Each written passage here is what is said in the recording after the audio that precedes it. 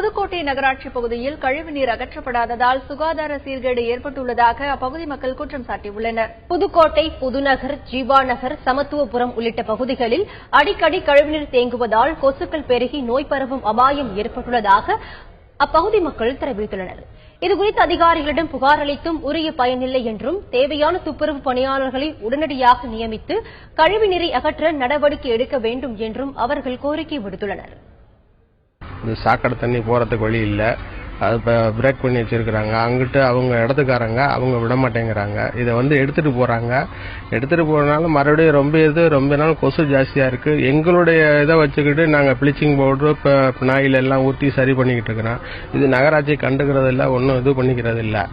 Ward மெம்பர்கிட்ட சொன்னாலும் அவரும் முனிசிபாலிட்டியில் போய் சொன்னாலும் அதை எடுத்துக்க மாட்டேங்கிறான்னு சொல்றாங்க. இதுக்கு நீங்க ஒரு வழி பண்ணி இந்த இடத்த தண்ணி முறையா போய் சாக்கடையில் சேர்றதுக்கு உண்டான வழியை பண்ணி எங்களுக்கு நல்லது பண்ணி கொடுக்கணும் கேட்டுக்கிறோம்.